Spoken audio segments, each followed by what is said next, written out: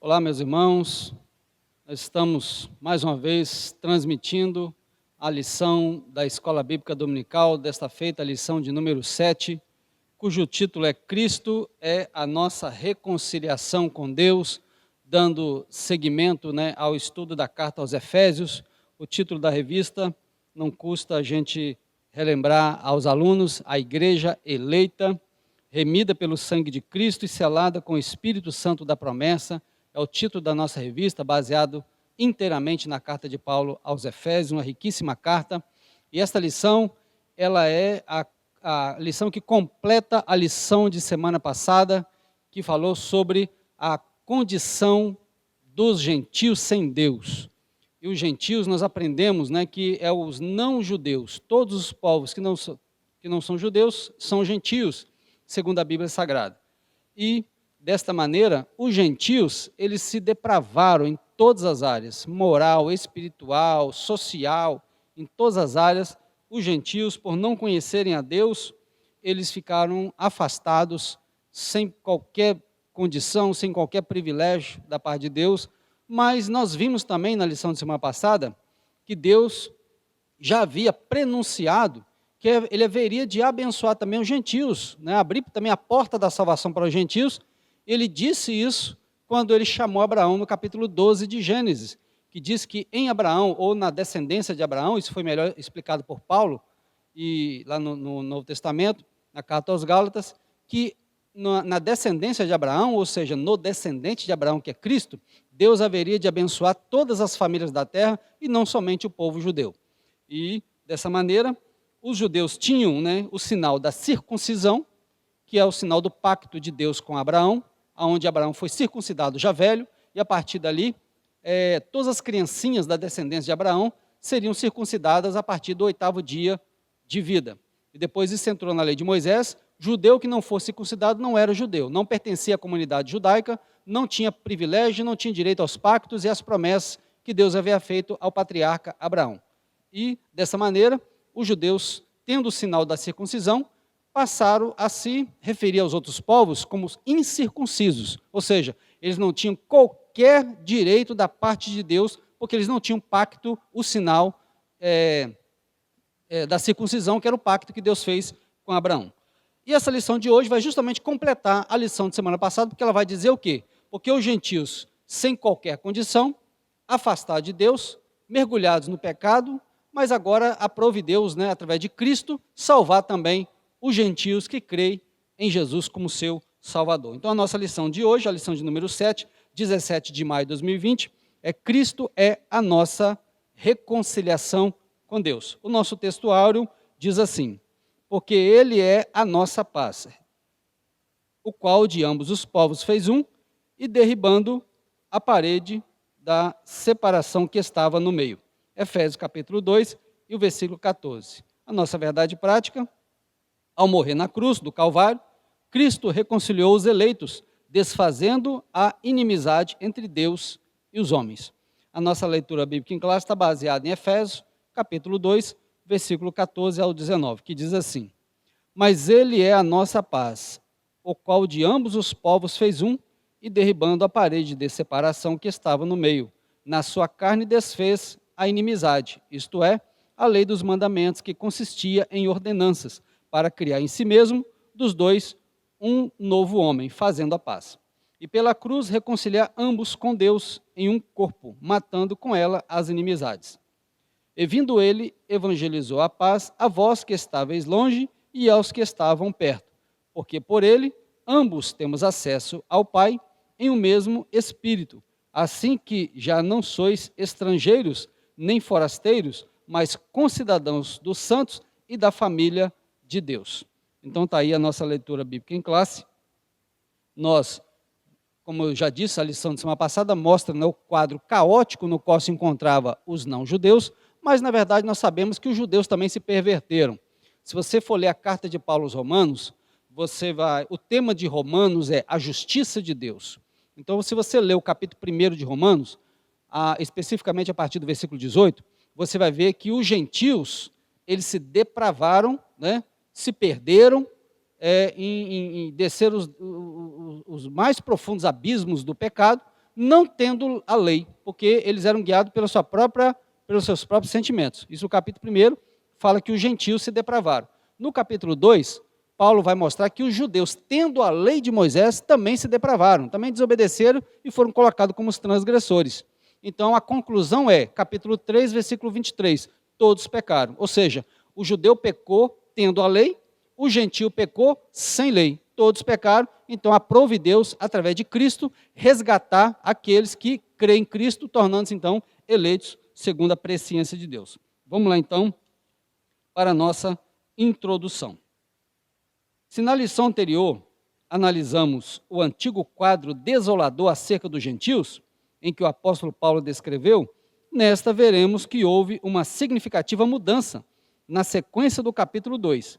No versículo 13, Paulo usa a expressão adversativa, mas agora, para indicar que algo aconteceu e alterou a situação dos gentios. Ele explica que essa mudança repousa na obra que Cristo realizou.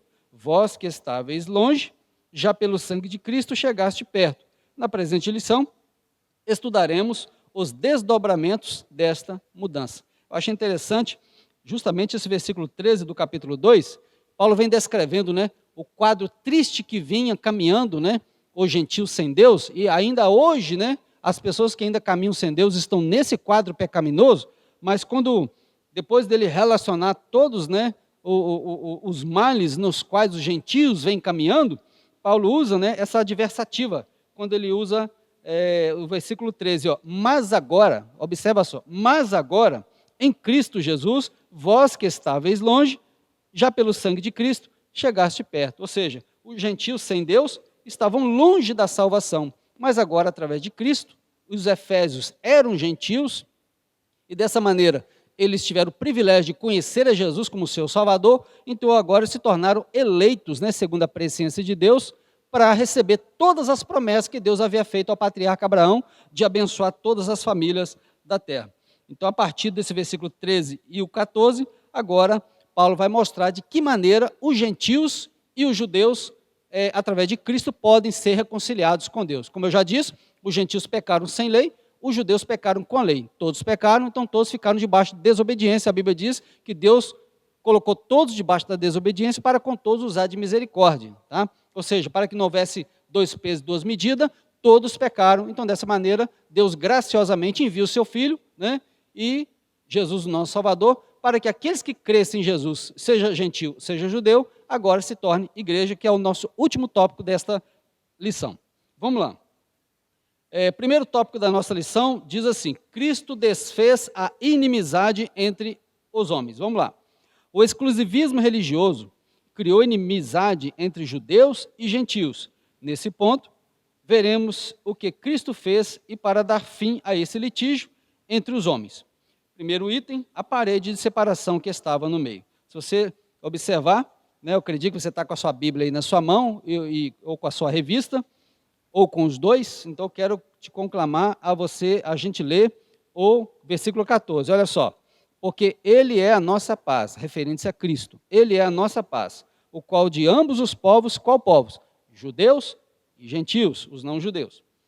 E derribando a parede de separação que estava no meio. Havia uma parede de separação. Que parede é essa? Nós vamos comentar agora. Só observa aí, fica de olho na sua revista, fica de olho na sua lição, para tudo que você está fazendo aí agora, tá? E tira aí esses minutos para você estudar a palavra de Deus conosco, e Deus estará falando ao seu coração, com certeza, porque essa lição tem falado muito também aos nossos corações, que temos ministrado para vocês. Primeiro, a parede da separação entre os homens. Trata-se de uma analogia com as muralhas do Templo de Jerusalém. A estrutura da construção revela o exclusivismo religioso do judaísmo.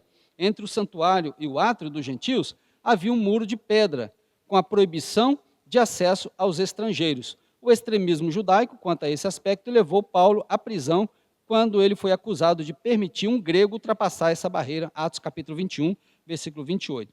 Então, observa só, quando Paulo usa a figura da parede de separação, isso é apresentado de maneira literal, tá? Porque havia realmente as muralhas de Jerusalém, que separava Jerusalém das outras situações geográficas, Toda cidade naquela época tinha que ter muralhas, por causa das constantes guerras, e para proteger de de invasões e até mesmo animais ferozes, eles tinham as muralhas que protegiam eles diante de guerra. Essas eram muralhas enormes, né, com portas bem feitas e bem trancadas, e de noite aquilo tudo era fechado justamente para evitar uma invasão. Então, no sentido literal, os muros de Jerusalém representado aqui essa parede de separação, ou seja, quem está dentro é judeu, quem está fora não é judeu. E também ela representa um muro de pedra que havia no templo dos judeus, que separava os judeus do átrio dos gentios. Tá? Os gentios poderiam vir e entrar no templo dos judeus, porém, ficava numa ala separada para os gentios. Era proibido, terminantemente proibido, um gentio, ou seja, um não-judeu, entrar no templo dos judeus. Isso era gravíssimo entre eles. Tá? Eles não aceitavam isso de maneira nenhuma. Então, a parede de separação na qual Paulo está se referindo, literalmente, certamente se refere aos muros de Jerusalém e também à muralha, né, um pequeno muro que separava os judeus, no templo dos judeus, do átrio dos gentios, ou do pátio dos gentios, onde os gentios só podiam ficar. Mas, espiritualmente falando, havia uma barreira, tá? Havia uma barreira, que Paulo chamou de parede de separação. Tá? Que parede de separação é essa? À medida que nós vamos discorrendo, você vai entender perfeitamente.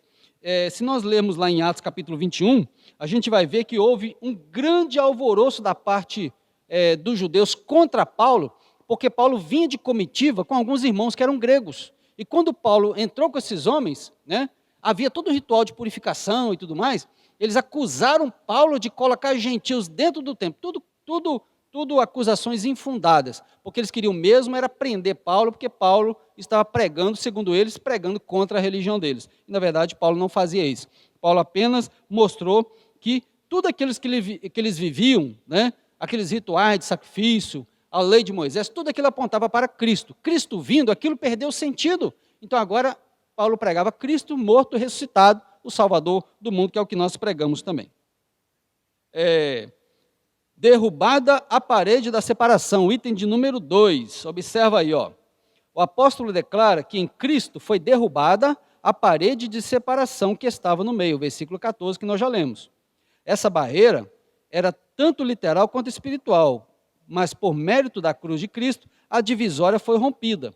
Assim não somos mais forasteiros, mas somos da família de Deus e temos acesso à presença do Pai. E pelo sangue de Cristo, temos livre entrada no santuário de Deus. Louvado seja o nome do Senhor. Quero ler Hebreus capítulo 10 para trazer mais luz sobre esse assunto que nós vamos aprender agora. Hebreus 10 e o versículo 19. Olha só o que está escrito lá, ó.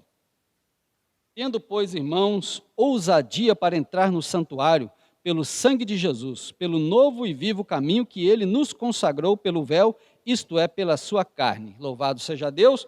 O caminho para Deus estava fechado, tanto para gentio quanto para judeu, principalmente o gentio que vivia longe de Deus. Mas agora, através de Cristo, através da pregação do Evangelho, o gentio tem uma oportunidade agora de conhecer a Deus através de Jesus. Então, o que o escritor aos Hebreus diz?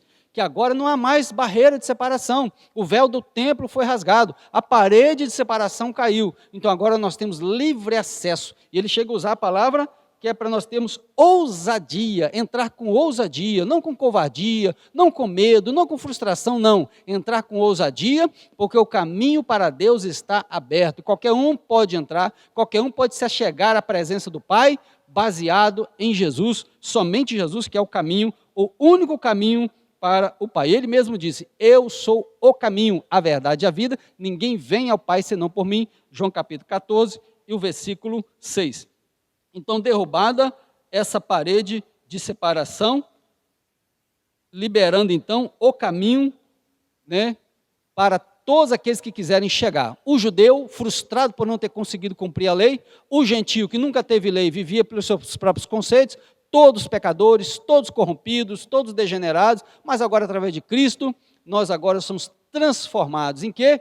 Em judeu? Não. Em gentio? Não. Agora em família de Deus, tá? Esse tópico aqui já está abordando um assunto lá do final da nossa lição, que nós vamos abordar com mais profundidade lá. Então vamos continuar a nossa lição, né? Então nós já vimos, ó, a parede de separação entre os judeus e os gentios. Nós vimos semana passada que a circuncisão era uma parede de separação. Por quê? O judeu era circuncidado, o gentio não era circuncidado. Se algum gentio quisesse pertencer à comunidade dos judeus, ele tinha que circuncidar. Com 10 anos, com 20 anos, com 30, com 50, ele tinha que circuncidar. E aquele que não fosse circuncidado, o judeu desprezava ele. Tá? Era um povo que Deus não tinha compromisso nenhum com ele, segundo a ótica dos judeus. E realmente Deus não tinha. Mas Deus tinha planos de salvar os gentios através da pregação do evangelho. A lei de Moisés ela é local, o evangelho ele é universal. Tá? Então vamos continuar. Terceiro item do nosso primeiro tópico, o conceito da lei dos mandamentos. Por que ele está usando essa expressão? Porque Paulo falou o seguinte, versículo 15, na sua carne desfez a inimizade, isto é, a lei dos mandamentos que consistia em ordenanças, para criar em si mesmo, dos dois, um novo homem, fazendo a paz. Ou seja, a parede de separação que havia entre os judeus e os gentios, era justamente porque o judeu foi dado a eles a lei de Moisés. Tá? A lei de Moisés foi entregue, está ali em Êxodo, capítulo 19, foi dado a eles a revelação da lei de Moisés, todos aqueles mandamentos, né? O extrato da lei seria os 10 mandamentos, e o restante de mandamentos que ocorre em todo o Pentateuco, ou seja, em todos os 5 primeiros livros da Bíblia, são mais de 600 mandamentos, não me falha a memória, 613 mandamentos, se eu não estou enganado, são diversos mandamentos, diversos aspectos também dessas leis. Tudo isso o judeu tinha. Para quê? Para que essa lei, Paulo explicou isso lá em Gálatas, né? Ela serviu como tutor, conduzindo o judeu a Cristo. Infelizmente, o judeu perdeu-se no meio do caminho, porque ele não conseguiu cumprir esses mandamentos. Então, a lei, como ela não perdoa, ela apontou o pecado do judeu e deixou ele na condição de transgressor da lei. Tá? O judeu não conseguiu satisfazer a Deus, porque ele é transgressor da lei. O gentio já vivia no pecado mesmo. Então, todos careciam da misericórdia e da graça divina. Então, vamos lá. Que lei de mandamento é essa? Vamos aprender agora. Observa só. Deixa eu só fazer um resumo para vocês aqui. A parede de separação entre Deus e os homens é o pecado. Tá? Eu fiz um resumo aqui para mim, baseado na revista. A parede de separação entre Deus e os homens é o pecado, retratado na parede que Paulo falou, os muros de Jerusalém, a mureta que separava os judeus dos gentios no templo. A parede de separação entre judeus e gentios, a lei. Tá? Eu vou repetir. A parede de separação entre Deus e os homens é o pecado. Isaías capítulo 59, versículo 2, que diz o seguinte, eis que a mão do Senhor não está encolhida para que não possa salvar, nem os seus ouvidos agravados para não poder ouvir. Mas os vossos pecados fazem divisão entre vós e o vosso Deus. Isaías capítulo 59, versículo 1 e 2. Então o pecado separa o homem de Deus. Essa é a parede de separação intransponível para o homem. Só Deus pode romper ela. Tá? Outro. A parede de separação entre judeus e gentios é a lei de Moisés. Tá? A lei veio por intermédio de Moisés, dada ao povo judeu. Os gentios não tinham lei, eles viviam pelos seus próprios sentimentos, como eu já disse. Ilustrado nos muros de Jerusalém, que separavam os santos judeus, se eu coloquei esse santo entre aspas aqui, porque eles não eram santos nem um pouquinho, dos pecadores gentios. Os judeus desprezavam todos os outros povos e os estimavam em nada, por não guardarem os mandamentos da lei de Moisés. O fato dos gentios não terem os mandamentos, não guardarem a lei, os judeus tinham eles em completo desprezo, tá? Consideravam eles como verdadeiros animais. Deus não tinha compromisso com eles, segundo a ótica do judeu. Mas foi revelado a Paulo que o Senhor não faria mais acepção de pessoas entre judeus e gentios. Na verdade, Deus nunca fez. Tá? O fato é que Deus chamou Abraão veio toda a descendência de Israel, todos os descendentes de Abraão e Isaac e Jacó, que depois o nome dele foi mudado para Israel, e de lá toda a sua descendência, milhares e milhares de pessoas. E com esse povo, Deus fez um pacto baseado lá no que ele falou com Abraão, lá atrás, em Gênesis 12, 13, 14, 15, 17, e vai por aí. E o que o judeu não entendeu é que o judeu tinha que ter usado, agora vem uma aplicação para nós cristãos, o judeu tinha que ter usado essa posição privilegiada que Deus lhes deu, concedendo-lhes a lei, a revelação e tudo mais, para que o judeu, servindo a Deus, ganhasse os outros povos para Deus. Tá? Os outros povos viviam mergulhados na idolatria. Nós falamos semana passada, na lição de semana passada. Se você perdeu, está nos canais da igreja, né, no YouTube aí, AD Mutum, está lá a lição, você pode pegar ela e assistir. Os judeus, os gentios ficaram em mais completo desprezo, porque justamente não tinham lei, viviam afastados de Deus, todo tipo de pecado. A religião deles era um pagã, idólatra, feiticeira, e muitas vezes regada a muita orgia sexual nas suas cerimônias religiosas. Com isso, os judeus ficaram completamente perdidos, os gentios completamente perdidos. Aprove Deus, então, através do Evangelho, salvar. Deixa eu ler aqui uma citação bíblica, baseada em Atos capítulo 10. Quando o Evangelho foi direcionado para os gentios, foi lá em Atos capítulo 10. Né? Todo mundo conhece a história de Cornélio. O Cornélio, ele era um centurião romano, e o Cornélio era um homem bom, de coração bom, mas ele não conhecia Deus, não conhecia Jesus. Ele servia uma divindade que, na verdade, ele tinha pouco conhecimento dela, não tinha conhecimento de Cristo Jesus. Mas ele era um homem de coração bom. O que Deus faz então? Como Deus também é a favor dos bons, né? Então Deus manda o Pedro lá na casa de Cornélio. Na verdade, Deus revela a Cornélio que era para Cornélio mandar alguém chamar Pedro, que Pedro ia explicar a Cornélio a verdade do Evangelho. Então Cornélio vai lá, manda aqueles seus companheiros lá, seus servos, eles vão lá e chamam Pedro. Pedro estava em oração, antes do seu jantar ficar pronto, ele estava em oração, porque todo obreiro, né, tem que ter uma vida de oração. E o que acontece? No momento que Pedro estava orando, ele teve um arrebatamento de sentidos. É o texto que eu vou ler agora para trazer luz para você. E no dia seguinte, indo eles seu caminho, e estando já perto da cidade, subiu Pedro ao terraço para orar quase a hora sexta. E tendo fome, quis comer. Enquanto lhe preparavam, sobreveio-lhe um arrebatamento de sentidos. E viu o céu aberto, e eis que descia um vaso, como se for um grande lençol atado pelas 4 pontas, e vindo para a terra, no qual estavam todos os tipos de animais, quadrúpedes e feras e répteis e aves do céu. E foi-lhe dirigida uma voz: levanta-te, Pedro, mata e come. Mas Pedro disse: de modo nenhum, Senhor, porque nunca comi coisa comum e imunda. E segunda vez lhe disse a voz: não faças tu comum ao que Deus purificou. E aconteceu isso por 3 vezes, e o vaso tornou a recolher-se ao céu. Atos capítulo 10, do 9 ao 16. Baseado nisso, Deus estava mostrando a Pedro que não era para ele fazer acepção de pessoas. Deu a ele essa visão, essa revelação do lençol com aqueles animais, para ele matar e comer, no sentido figurado. Era justamente porque os emissários do Cornélio já estavam chegando para chamar ele. E Pedro tinha um coração judaico, Pedro era agarrado no judaísmo. Mesmo convertendo o seu evangelho, Pedro ainda tinha uma quedinha, um umbigo, vamos usar aqui uma expressão, né, que as mães gostam de usar, né? Um umbigo agarrado lá no judaísmo. Então, quando ele acabou de ter essa revelação, os homens chegam lá na porta da casa onde ele estava hospedado e chama Pedro e conta toda a história para ele, que o senhor deles, né, o centurião Cornélio, mandou chamar e tal e tudo mais. E Pedro foi com eles, né, a voz disse que não era para ele rejeitar, ele foi com eles. Chegando lá, o Cornélio estava com a família toda reunida, chamou os parentes, chamou os amigos, chamou os vizinhos, tinha muita gente na casa dele. E o Espírito Santo, eu vou usar uma palavra aqui que não se aplica ao Espírito Santo, tá? Esse é um sentimento humano. O Espírito Santo estava tão ansioso para abrir o Evangelho no meio dos gentios, essa palavra não cabe ao Espírito Santo. Eu estou usando aqui uma linguagem humana, mas não cabe a ele, tá?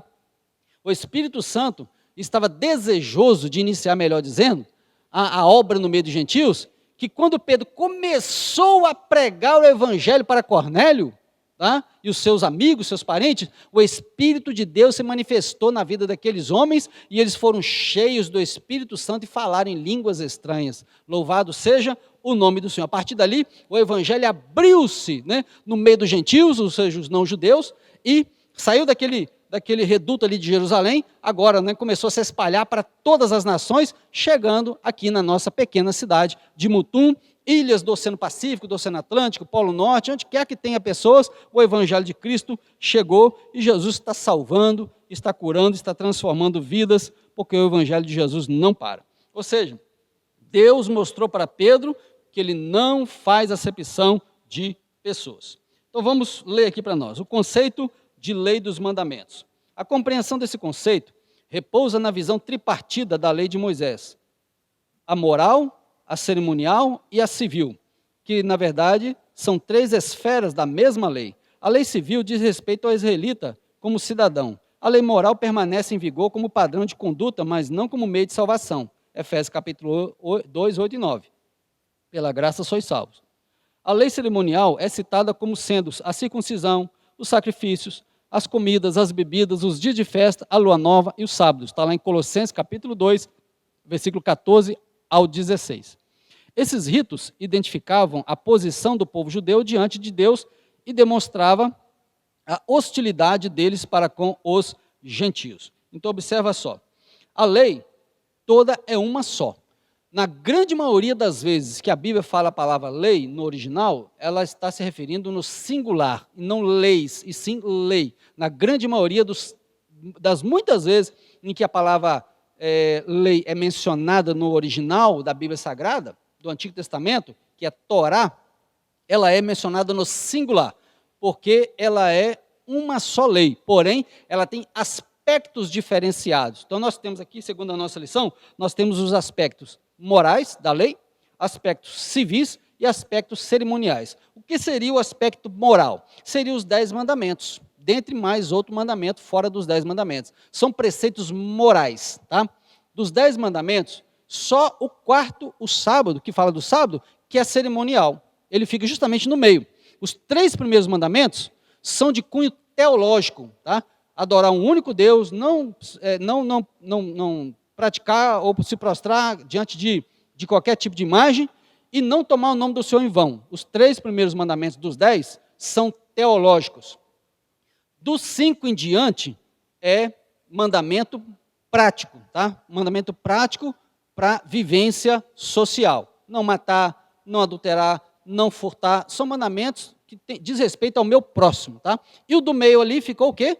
O sábado, tá? O sábado como um único cerimonial dos 10 mandamentos. Uma curiosidade, dos 10 mandamentos do Antigo Testamento, só o sábado não é repetido no Novo Testamento. Por quê? Porque o sábado tinha uma aplicação. Ele tinha uma aplicação. Qual a aplicação? O descanso espiritual em Cristo. Representava o descanso espiritual em Cristo. Vinde a mim todos que estão cansados e oprimidos, e eu vos aliviarei. Então, o nosso descanso hoje não é um dia da semana, é todos os dias em Cristo Jesus. Nós descansamos, tá, de uma vida de pecado, agora servindo a Cristo, nós estamos descansados nos braços do Senhor.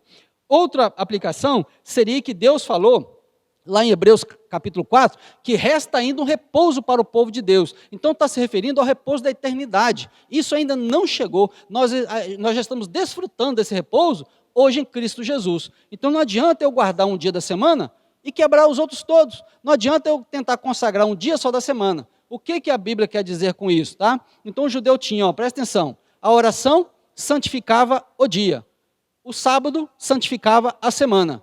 As festas da lua nova santificava o mês. E as festas anuais santificavam o ano. O que Deus está querendo dizer para nós aqui, baseado nisso? Que nós temos que ter toda a nossa vida consagrada ao Senhor, e não apenas um dia da semana. Então, é fariseu, tá? É judaizante, quem diz que está guardando um dia da semana, mas outros dias ele vive de qualquer maneira. Tá? Então, nós, como crentes em Jesus, somos ensinados a servir o Senhor todos os dias da nossa vida, e não somente um dia da semana. Então, vamos lá. Paulo diz que tudo isso é sombra dos bens futuros. Ninguém vos julgue pelo comer, pelo beber, pelos dias de festa, lua nova ou sábados. Não é para julgar, porque a lei de Moisés hoje, a lei moral, não é padrão mais de justiça. Não foi e não é. Não é padrão de justiça. Ela é um padrão de conduta, sim. Tá? Ela serve para moldar qualquer sociedade em todo o mundo, mas não é porta de salvação. A salvação é somente em Jesus. Tá? O evangelista João, capítulo 1, versículo 17, diz o seguinte, a lei veio por Moisés, a graça e a verdade vieram por Jesus Cristo. Eu te pergunto, você quer ficar com a lei de Moisés ou você quer ficar com a graça de Jesus? Você escolhe então o que você quer. Eu fico com a graça de Jesus porque ela me transformou, fez de mim o que eu sou hoje. Tá? Então ninguém consegue atingir o padrão exigido por Deus, nem na lei de Moisés, nem fora dela, se não passar por Jesus. Tá? Você observa que o texto diz que Deus, dos 2 povos, ele fez um só povo em Cristo. Em Cristo. A Bíblia frisa muito bem isso. Tá? Muito bem isso. Os judeus guardavam os mandamentos a ponto de o corpo de Jesus não poder ficar no dia de sábado na cruz. Era vergonha, era vexame, não podia profanar o sábado o corpo de Jesus pendurado na cruz. Mas matar o Filho de Deus pode. Né? Matar o Filho de Deus eles mataram. Fizeram acordo com os ímpios romanos, né, mataram o Filho de Deus, mas profanar o sábado não pode. Então Jesus falou o seguinte, eu sou Senhor do sábado, então eu prefiro ficar com o Senhor do sábado do que com o sábado do Senhor. Vamos para o nosso quarto item do segundo tópico, a revogação da lei dos mandamentos. A eliminação das barreiras que dividiam judeus e gentios se deu pela revogação da lei dos mandamentos, que consistia em ordenança. Você quer mais claro do que isso? Foi revogada, tá? Observa, capítulo 2 e 15, parte B de Efésios. Essa revelação não contradiz o que Jesus disse: não vim para revogar, mas para cumprir, Mateus 5,17. Visto que ao entregar seu corpo para ser crucificado, Cristo cumpriu a lei oferecendo-se como sacrifício em favor de ambos os povos, Hebreus 7,27. Desse modo, a revogação aqui aludida é a da lei cerimonial, que resultava em separação entre os judeus e os gentios. O ato de Cristo oferecido a Deus, em cheiro suave, aboliu a necessidade dessas ordenanças ritualísticas e assim a inimizade foi desfeita. Se você for ler lá Mateus 5,17, Jesus falou o seguinte: não penseis que eu vim abolir a lei, não vim abolir, não vim destruir,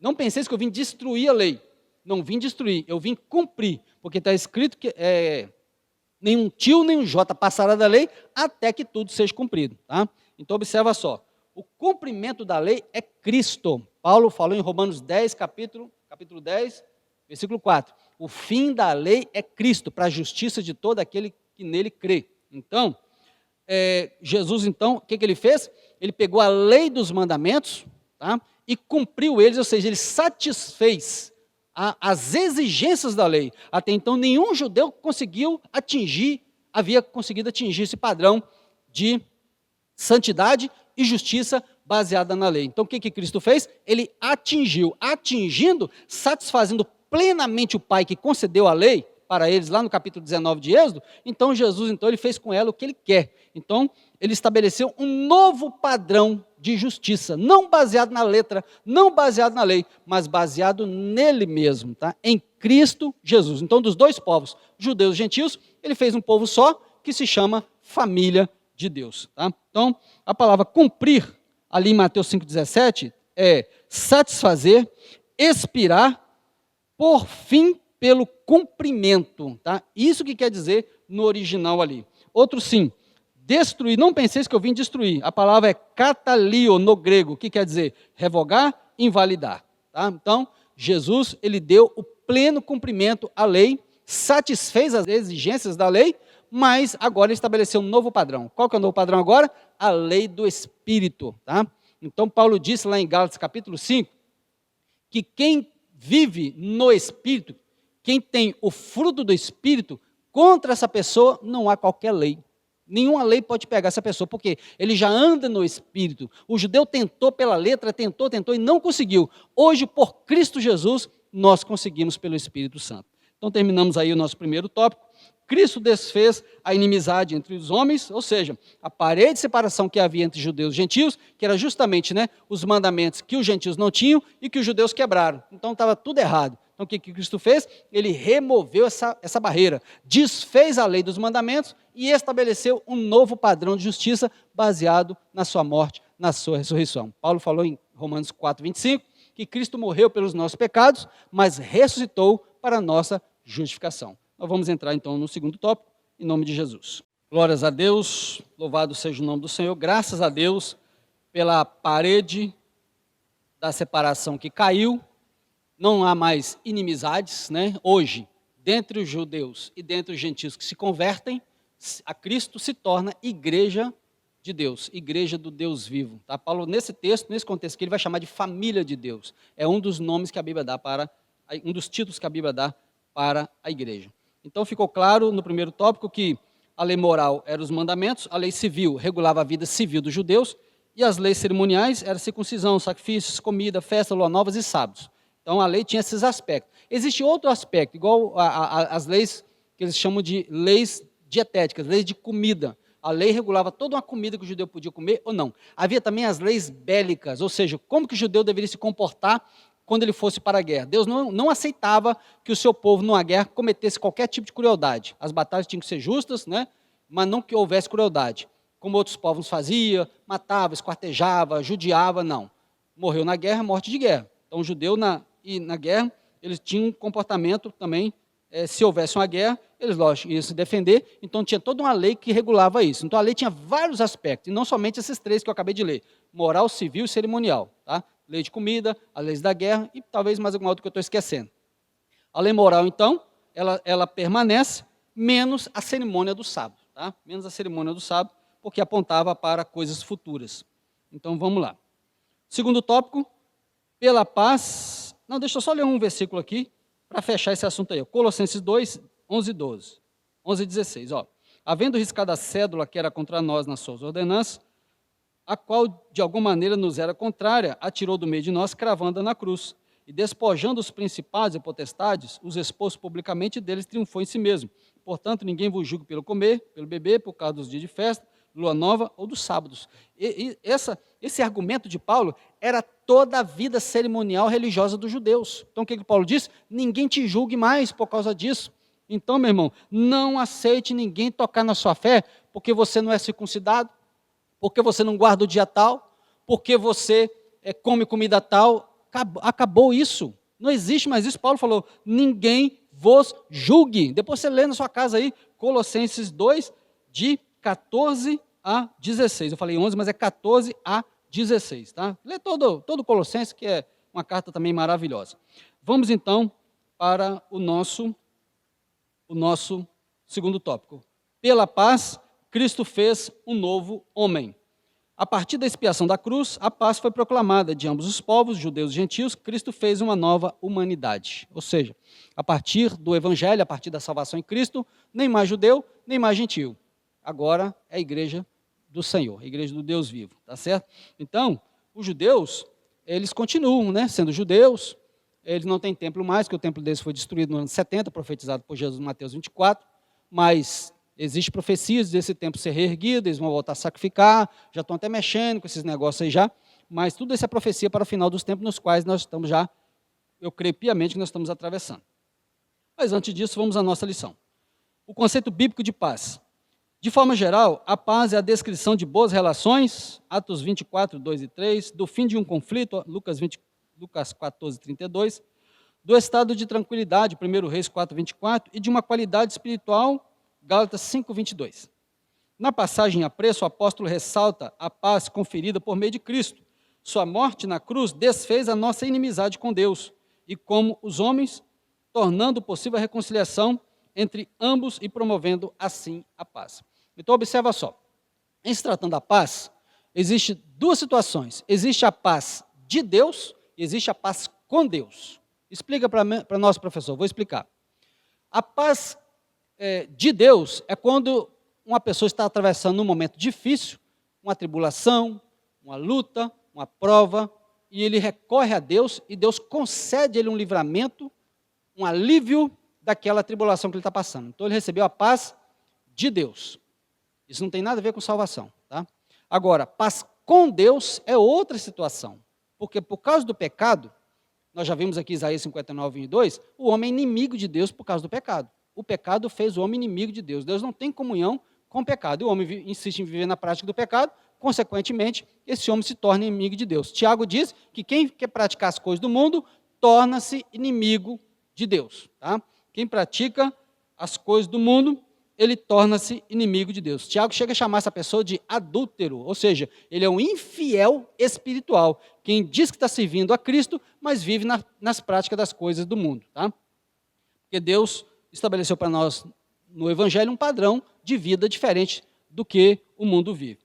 E dessa maneira, a paz com Deus é quando o pecador se reconcilia com Deus por meio de Cristo. Aí sim, a inimizade então ela foi desfeita.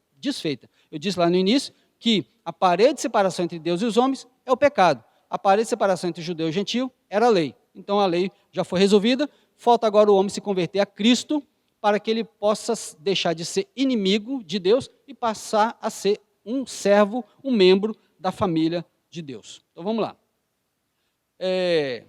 No sentido geral do termo paz, é ausência de conflito. Observe que eu falei no sentido amplo, sentido geral. Ausência de conflito. Se você está vivendo um momento sem conflito, quer dizer que você está desfrutando de algum tipo de paz. Tá bom? Esse é o aspecto geral mais amplo.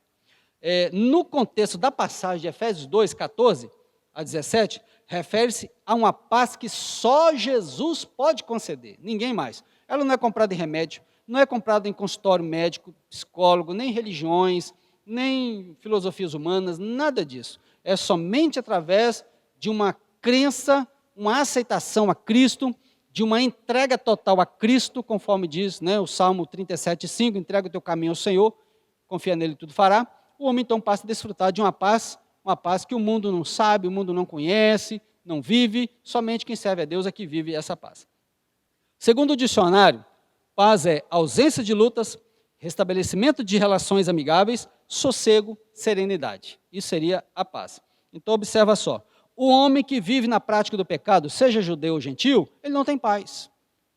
O pecado atormenta o homem, o pecado faz a consciência pegar fogo, o pecado tira a tranquilidade, o pecado atrapalha as relações com Deus e com as pessoas, né?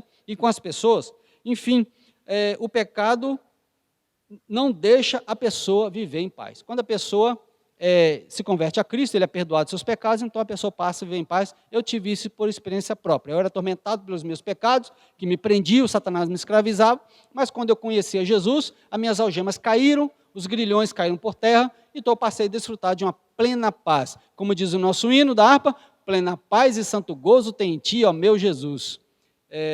Maravilhoso hino da nossa harpa cristã. Então vamos lá. Esse é o conceito bíblico de paz, tá? Colossenses capítulo 1, versículo 20, compensa a gente ler essa citação, que ela é também muito maravilhosa. Filipenses, Colossenses, capítulo 1, versículo 20, ó. Havendo por ele feito a paz, pelo sangue da sua cruz, por meio dele, reconciliasse consigo mesmo todas as coisas, tanto as que estão na terra, quanto as que estão nos céus. Louvado seja o nome do Senhor. A morte de Cristo é tão poderosa, e a sua ressurreição, que ela mexeu até com o céu.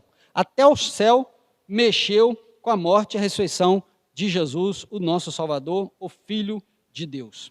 Então, não há por que hoje as pessoas viverem dessa maneira, atormentadas, se afundando, né, em remédios perigosos, poderosos. Outros entram nas drogas para tentar alcançar algum tipo de paz, outros entram em religiões vazias, verdadeiros titaniques espirituais, o afundamento é certo, né? Pessoas que entram em filosofias humanas, outros se satisfazem, né, os seus desejos, né, no sexo depravado, mas depois que ele termina, a consciência pega fogo, enfim.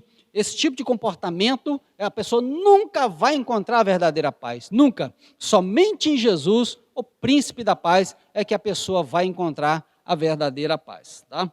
Louvado seja o nome do Senhor. Nós estamos estudando a lição que Cristo é a nossa reconciliação com Deus. Então, éramos inimigos e fomos apaziguados, reconciliados com o Pai, através de Cristo Jesus, pela pregação do Evangelho. Então, meu irmão, valorize o que Cristo fez por você, valorize o que Cristo fez pela sua família, não abra mão disso, mantenha sua fé em Jesus, nesses dias de pandemia, isolamento social, mantenha a sua posição de servo de Deus, de família de Deus, porque Cristo pagou um preço altíssimo para você estar nessa posição, desfrutando, tá? De plena paz e santo gozo tenho em ti, ó meu Jesus, pois eu criei em sua morte lá na cruz. Segundo item do nosso segundo tópico, diz assim: Cristo é o motivo da nossa paz, tá? Então, Paulo declara que Cristo é a nossa paz. Capítulo 2, 14, parte B. Essa expressão aponta para uma conotação mais profunda, pois Cristo não é apenas o autor da paz, mas literalmente a nossa paz. Tá? Cristo não só concede paz, Ele é a paz. Ou seja, então, Cristo chama para Ele nós a um relacionamento, tá? Ele não quer ser tratado como mera dispensa, que eu só vou nele quando eu preciso, não. Tá? Ele quer um relacionamento. Cristianismo é relacionamento com Deus através de Cristo. É uma vivência diária, não somente um dia da semana, não, mas é uma vivência diária. Tá? Um pastor escreveu um livro que eu achei muito interessante. O título do livro é Alimentando-me de Cristo diariamente. Olha que coisa maravilhosa. Tá? Então, Cristo é o pão, Cristo é a água, Cristo é tudo. Ele é a nossa paz, Ele é tudo em todos. Isso implica no conceito de comunhão espiritual, ou seja, Cristo habita em nós, sendo Ele mesmo a nossa paz. João 14, 23 e 27, ele vai fechar, né? Deixo-vos a minha paz vos dou, não vou lá dou como o mundo a dá. Então, quem disse isso foi Jesus, e você pode tomar posse disso. Se você está atravessando alguma tribulação, confia em Jesus, tá? Espera nele e busque a ele, que ele vai te dar a vitória que você está esperando, e essa tribulação vai ser dissipada como uma tempestade que acaba repentinamente, e você vai desfrutar de uma plena paz no Senhor. Desse modo, essa paz repousa na igreja, entre o crente e Deus, entre o judeu e o gentil, agora um único povo em Cristo Jesus. Aleluia, louvado seja o nome do Senhor. Não custa ler o versículo 14, ó. Porque ele é a nossa paz, o qual de ambos os povos fez um, derribando a parede de separação que estava no meio. Ou seja, é Jesus quem promove a paz, né? Estão tentando promover paz entre judeus e palestinos. Quem gosta de assistir televisão aí, já viu várias vezes, né, presidentes americanos tentando apaziguar aqueles povos, vários presidentes tentaram, o George Bush, o Bill Clinton, esse outro agora aí, o atual presidente dos Estados Unidos, né, tentou fazer também a paz entre judeus e palestinos, mas vive uns momentinhos de paz, daqui a pouco aquilo acaba novamente, tá? Ali só haverá uma verdadeira paz quando Cristo retornar a essa terra. Aí haverá paz entre judeus e todos os povos, porque Cristo vai resolver toda essa situação que os homens não conseguem nem de longe resolver. Tá? Então observa só, Cristo é a nossa paz. Ele não somente concede paz, ele é a verdadeira paz. Cristo reconcilia o pecador com Deus através da sua morte e ressurreição. Cristo põe fim ao conflito entre judeus, que têm a lei, e aos gentios, que não têm lei, derrubando a parede de separação. Cristo estabelece um novo homem, sem circuncisão, sem lei, mas concede ao homem um novo nascimento, um homem regenerado para servir a Deus em novidade de vida, não na letra da lei, mas na novidade do Espírito Santo. Tá? O que a lei de Moisés foi, Paulo disse isso com muita categoria, o que foi impossível, ele usa essa expressão, o que foi impossível a lei de Moisés, é possível através de Cristo Jesus. Tá? Louvado seja o nome do Senhor. Terceiro item do nosso segundo tópico, a nova humanidade formada pela paz. Cristo uniu os povos que outrora se hostilizavam para criar em si mesmo, dos dois, um novo homem fazendo a paz. Essa unidade não foi o resultado de algum acordo firmado entre os homens. Ela foi realizada em si mesmo, ou seja, em Cristo Jesus. Ou seja, o único modo possível era em Cristo e por meio de Cristo. A partir desse ato, surge uma nova humanidade. Qual? A igreja. A igreja é produto da obra de Cristo, mas tirada dentre judeus e dentre os gentios. Onde não há circuncisão, nem incircuncisão. Colossenses 3:11.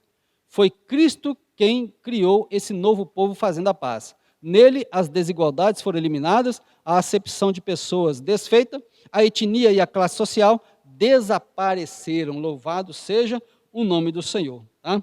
Então, judeu está lá até hoje com seus rituais, né? Não estão sacrificando, porque não tem templo ainda não. Mas eles têm toda uma religiosidade, tentando, né, segurar ali, remendar as leis do Antigo Testamento. Mas aquilo tudo ali já é ultrapassado, tudo ultrapassado. Cristo agora, através do Evangelho, ele consegue transformar o homem. Eu vou usar aqui em uma alusão, uma ilustração muito clara, muito clara. É simples. O judeu não matarás, porque tinha um mandamento que proibia. Ou então não adulterava, porque tinha um mandamento que o proibia. Mas todos eles caíram no fracasso depois. A grande maioria caiu. Tá? Então observa só, olha a diferença entre a lei e a graça. Tá? Que nós lemos lá, nós citamos João 1,17. A lei veio por Moisés, a graça é verdade por Jesus. Então observa só, a grande diferença entre a lei e a graça de Jesus. A lei de Moisés proibia o judeu de cometer o pecado. Então ele não podia adulterar porque tinha um mandamento que o proibia. Tá? A graça é diferente, ela transforma o pecador para ele não precisar mais praticar o pecado. Viu a grande diferença entre a lei de Moisés e a graça de Cristo? Então nós preferimos ficar com Cristo do que tentar, né, exaustivamente cumprir mandamentos sem muito resultado. Tá? Na verdade, sem resultado algum. Então, dos dois povos, Deus em Cristo fez um só, que se chama a igreja. Terceiro e último tópico da nossa lição. Pela cruz, reconciliados com Deus num só corpo. O ministério da reconciliação desfez a inimizade entre o homem e Deus, bem como entre os homens. Essas dádivas foram possíveis por causa da cruz de Cristo. Vocês observam que a lição, ela tônica da lição é em Cristo. Então, nós evangélicos cremos somente em Jesus, tá? Maria foi uma grande mulher, mas ela não é Deus, ela está morta aguardando a ressurreição dela. Paulo foi um grande homem, mas não está intercedendo por ninguém, morreu e aguarda a ressurreição. Ele mesmo explicou isso com categoria. Pedro, Barnabé, Tiago, os grandes homens da Bíblia Sagrada morreram e estão aguardando a sua ressurreição. Só Jesus está vivo, assentado à destra do Pai. 1 Timóteo 2,5. Há um só Deus, um só mediador entre Deus e os homens, Jesus Cristo, homem. Então, o nosso evangelho, o evangelho que nós pregamos, ele é cristocêntrico. A Bíblia é cristocêntrica. Tirou Jesus ou misturou Jesus com outras coisas, já não é evangelho mais, deixou de ser evangelho. Então nós pregamos o evangelho genuíno, que a salvação é única e exclusivamente na pessoa de Jesus. Mas Jesus requer o quê? Um relacionamento. Não basta você apenas acreditar que ele existe. Tem que haver um relacionamento, tá? Tem que haver um relacionamento diariamente com Jesus. Então vamos para o nosso terceiro e último tópico. Cristo se fez maldição por nós. O preço foi alto, meu irmão, tá? O preço foi alto. Não foi tirado atrás da orelha, não. O evangelho não é nada tirado atrás da orelha. Custou um preço alto de Jesus, tá? O homem santo, o Filho de Deus, sofreu as mazelas que eram destinadas para nós. A vergonha, o desprezo, o nojo, o pecado caiu sobre ele, tá? Então o preço foi alto. Então vale a pena servir a Jesus. Vamos lá. Cristo se fez maldição. Ser condenado na morte de cruz era um sinal de maldição e de profunda humilhação. O réu era açoitado por um chicote de várias tiras de couro, acompanhado de chumbos ou ossos nas pontas. Em seguida, era obrigado a carregar publicamente a sua cruz até o local da execução. Por essas razões, a cruz era escândalo para os judeus e loucura para os gregos, para os gentios. Apesar disso, Cristo suportou a afronta, levou a nossa culpa, entregou seu corpo para ser crucificado e se fez maldição no nosso lugar. Por quê? A Bíblia previu que seria maldito todo aquele que fosse pendurado no madeiro. Então, cumprindo em Cristo, ele se tornou maldito por nós. A maldição que era para nós caiu sobre ele. Haja vista que os judeus, a pena de morte deles era com pedradas, eles matavam apedrejando. Está lembrado da mulher que foi pega em flagrante de adultério? Os judeus matavam apedrejando. A morte por crucificação eram os romanos e outros povos que faziam. Então, quando Jesus morre crucificado, é porque a liderança religiosa de Israel, os sacerdotes, que deveriam dar exemplo, né, porque se diziam conhecedores da palavra de Deus, mas não entendiam nada, eram homens carnais, políticos, corruptos, que fazendo acordo com a liderança romana, é que entregaram Jesus para ser crucificado pelos romanos. Tá? O maior pecado eles têm por eles terem entregado o Filho de Deus. Tá? Eles não vão ficar sem recompensa, não. Eles vão pagar por isso, com certeza, no juízo final, eles estarão lá. Jesus está vivo para sempre e eles vão morrer para sempre se eles não tiverem se arrependido, tá bom? Então, observa só, Cristo se fez maldito por nós. O conceito bíblico é, alguém deveria sofrer e morrer pelos transgressores, tipificado no sacrifício do Antigo Testamento e anunciado pelos profetas. Todo aquele sacrifício daqueles animais do Antigo Testamento apontava para Cristo. Aquele animal tinha que ser perfeito, macho de um ano, não podia ter quebradura, nem doença, nada. O cordeiro simbolizava Cristo, ele era perfeito. Ele era guardado, ele era examinado e depois ele era sacrificado. Então Cristo foi preso, guardado, ele foi examinado, os sacerdotes examinaram, Pilatos examinou, Herodes examinou, ninguém achou culpa nele. Mas aí os judeus, os judeus falando, crucifica ele, então o Pilatos não teve outra alternativa a crucificar Jesus, o meu e o seu Salvador. Então, dessa maneira, cumpriu então os rituais do Antigo Testamento, os profetas falaram que isso ia acontecer, Isaías 53 diz que ele tomou, o que era para nós caiu sobre ele, que diz assim, mas ele foi ferido pelas nossas transgressões e moído por causa das nossas iniquidades, o castigo que nos traz a paz estava sobre ele, e pelas suas pisaduras fomos sarados. Isaías 53 e 5, versículo 5. 700 e poucos anos antes de Cristo morrer, isso foi profetizado que ele haveria de passar por isso. Tá? Então os profetas falaram que ele ia passar. Zacarias falou e outros mais falaram que ele passaria por isso. Mas os judeus não entenderam. Os sacerdotes não entenderam. Então, infelizmente, perderam a sua oportunidade. Mas louvado seja Deus, que eu entendi, você entendeu, tá? Que alguém morreu no seu lugar. Alguém pagou a maldição que era para cair sobre você, caiu sobre Jesus, o imaculado Filho de Deus, o santo e justo e verdadeiro Filho de Deus. Mãos que eram estendidas só para abençoar, agora foram pregadas numa cruz horrenda, sentindo dores terríveis, sem poder se mexer. Foi o nosso Jesus pagando os nossos pecados. Segundo item, reconciliados pela cruz de Cristo. Foi o sacrifício vicário de Cristo na cruz e sua consequente vitória sobre a morte que possibilitaram nossa reconciliação com Deus e os homens. Nessa perspectiva que Cristo é a nossa paz, que pela sua carne um novo homem foi criado, fazendo a paz, e que também evangelizou a paz a vós, proclamando ao mundo as boas novas da cruz. A mensagem da cruz apregoa a paz entre Deus e os homens, isto é, o ministério da reconciliação. Observa só. 2 Coríntios 5,19 diz o seguinte, isto é, Deus estava em Cristo reconciliando consigo o mundo, não lhes imputando os seus pecados, e pôs em nós a palavra da reconciliação. Observa aqui, 3 estágios da vida do homem. Deus estava em Cristo reconciliando o mundo, porque o mundo está perdido, sem Cristo está perdido. Então, os que em Cristo creem, tá? Deus não imputa mais o pecado sobre eles. Os que não se converterem, eles vão sofrer a pena do seu próprio pecado, tá? Então, ou seja, os que creem em Cristo, não lhes imputando os seus pecados, vírgula, ponto e vírgula, e pôs em nós o ministério da reconciliação. Ou seja, 3 estágios da vida do homem. Antes de Cristo, com Cristo e servindo a Cristo.